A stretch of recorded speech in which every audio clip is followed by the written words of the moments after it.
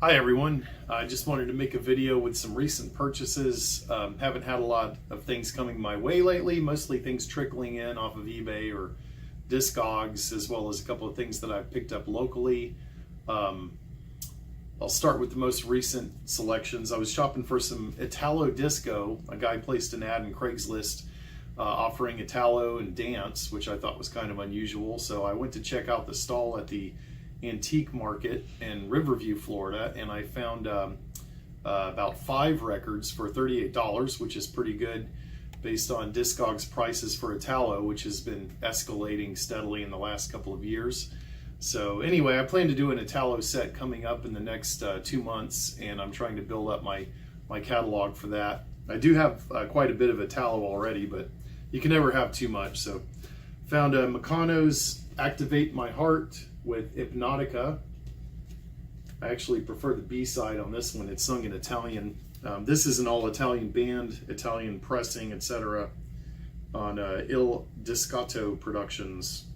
It's on the Keep On Music label. Okay, next up is a sleaze classic, Total Toly's Oriental Acupuncture. B-side with Lady Blue and the Oriental Acupuncture instrumental. And that one is on, I think, this is on Hansa. So this is a German single. Next we have Coo Coo with Upside Down, the 12-inch single with 3 different mixes of the song. The A-side is the full power DJ mix. The B-side has the crazy version and the make your own mix version, which contains separate parts that you can mix together to make your own Italo-Disco classic, just like these guys did. So this is on the Flea label. Take it out real quick and show you what that looks like. I don't actually have anything on the Flea label. I find a lot of stuff on Zix and other labels, but this guy had quite a few selections on the Flea label there. I guess it's an Italian label. Next up is Digital Emotion with the Get Up 12-inch single. B-side Dance to the Music. A-side on this one is a little bit more straight up Italo, kind of dancey, catchy stuff. The B-side is more of a slow burner, kind of a rock type approach, which you hear in Italo sometimes. Enjoyed both sides of that. And last but not least, we have Mike Mareen's cover of Simon and Garfunkel's Cecilia.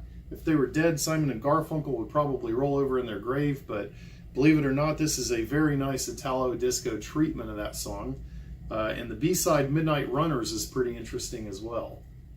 This is an older one. This is from 1983 on Night and Day Records, so a German pressing. Next, I'd like to talk about a record that I picked up recently by Nucleus. I actually found this album jacket locally for about, I think I paid 7 cents for it. It's in really great shape. It's the first Nucleus album, Jam on Revenge.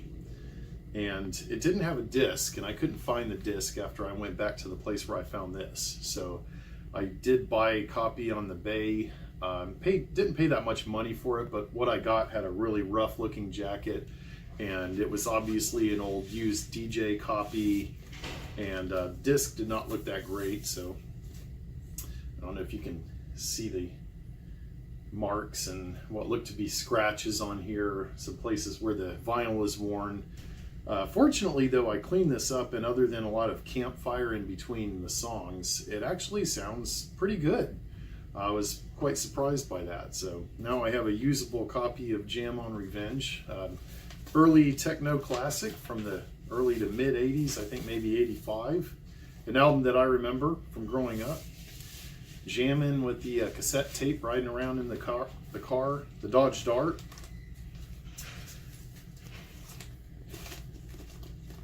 All right. Next up are a few kind of random purchases that I've made, sort of post-record store day pickups. Some of these are European, or at least this one, yeah, 2 of these are. First of all, we have Rudy Ray Moore soundtrack for Disco Godfather. This is by the Juice People Unlimited, and it is on strange disc. It's not on colored vinyl or anything, just regular old black vinyl. Pretty heavyweight. Plays at 45 RPM. Nice packaging. It's got a little OB strip that talks about the album. Has a really nice little insert here with some very interesting information, some funny anecdotes about the making of the film and the producer and Rudy Ray Moore. Musically, it's okay. It's pretty straight up disco. It has 4 tracks. They're all pretty long. I wouldn't say there's anything that's really groundbreaking on here. Sound-wise, the fidelity is okay. Nothing to write home about. It's just kind of a neat release. The original, I understand, sells for hundreds of dollars, so I think it's kind of cool to have a reissue of this. So I think I'm going to hang on to it. I do absolutely love the cover art. Reminds me a lot of Coffee, the album cover for the Coffee soundtrack, and other blaxploitation film art. Really kind of crazy stuff. So I think I'll hang on to that. Next up is something I was really excited to get. This is the original vinyl release, or the first vinyl release, I should say, of A.R. Kane's Nuclear Child, which is their 3rd LP, and it was never released on vinyl when it came out, which I think was back in 1993. So this one is released by Hidden Art. It's pressed on very heavyweight vinyl. I'm guessing this has got to be at least 200 grams. Has a nice reprint of the label on here. It's on what they call milky vinyl. It's slightly translucent. Pressing wise, the sound quality is incredible. It just really sounds fantastic. No frills, no inner sleeve or anything like that. It's just cool to finally have this on vinyl. However, there is one caveat I should mention, which is that side 1, track 5, the song Gather, is actually cut off at the beginning. So Surf Motel ends and it goes right into Gather, which is very disappointing. And I've read on Discogs that this is a known pressing flaw, so I guess it's present in all of the copies of this record. However, all the other tracks sound great. I've played it all the way through and really enjoyed it. And that is very disappointing, but I would say hang on to your CD copy of Nuclear Child, which I would say anyway, because I'm not one of these people who dislike CDs. I think CDs are fine. In fact, I have my copy of A.R. Kane's Nuclear Child right here on CD, so you can see the back cover art is a little bit different. Here's a record that I found just a few blocks away from here recently. 10cc second album, Sheet Music, a classic. Well, just about every 10cc album is a classic anyway. This is a domestic pressing, but it's on the UK label. Sort of a green label. Wonderful, wonderful album. And it includes a really nice little inner sleeve with some contemporaneous records. Caravan and the Land of Grey and Pink, some Stones, 10 Years After, Savoy Brown, etc. Boy, albums sure were psychedelic looking back then. Love this one, Half Breed, Keith Hartley. I'm going to have to get a copy of that. I just like that for the cover. Anyway, includes this handy lyric sheet, which is really cool because I've only ever owned this on CD, and I always wondered what they were saying in O Effendi. So I strongly encourage anyone who picks up a copy of this to read the lyrics. They were just genius lyricists, and O Effendi has some of the best lyrics I've ever heard in a song. Kind of thematically on par with the Clash's Rock the Casbah, sort of in the same wheelhouse there. Anyway, this is a pretty cool copy. Picked it up for $5. It's got the hype sticker on it with the big hit of the time, Wall Street Shuffle, The Worst Band in the World, Hotel, Somewhere in Hollywood, Silly Love, just great, great stuff. So 10cc, put that one back later. Next up, a couple of Salvation Army pickups. I'll start with this one first. An interesting find for $1, African Rhythms, the exciting sounds of Guy Warren in his talking drums. As you can see, it's still in the shrink wrap. It's on Decca. Cleaned it up. Sounds good. I got to tell you, it's it wasn't very engaging to me. It's just a lot of tracks with different drum sounds in them. However, one of the songs, which I believe was My Anthem, the third track on side one, toward the end, when you hear the combo kick in on vibes and bass along with the drums, it is a stellar piece of music for about 2 minutes. And I have to ask myself, why isn't the whole album like that? So unfortunately, I don't think I'll be playing this again. I'm going to put it in the trade pile. But I love the cover art, and it was just a really cool album to find. And now I've been exposed to Guy Warren and his talking drums. So that was worth it. Now, the second album I found at Salvation Army, also for $1. This was sealed when I found it. This is Jimmy Cleveland. It's called A Map of Jimmy Cleveland with charts by Ernie Wilkins. This was also in shrink, obviously, since it's sealed. It's got a little promo stamp for the Whacker series, a nice little bio about Jimmy Cleveland on the back. He's a trombonist, and this one has a really cool looking green and white inner sleeve. I know my friend Doug would be impressed with this. And it's on Mercury, just a plain old black and silver label. The music on this is utterly stunning. I was blown away by it. It's very similar to George Russell, I would say. Just a lot of instruments, sometimes 8 pieces, brass and rhythm working together, and just incredible compositions.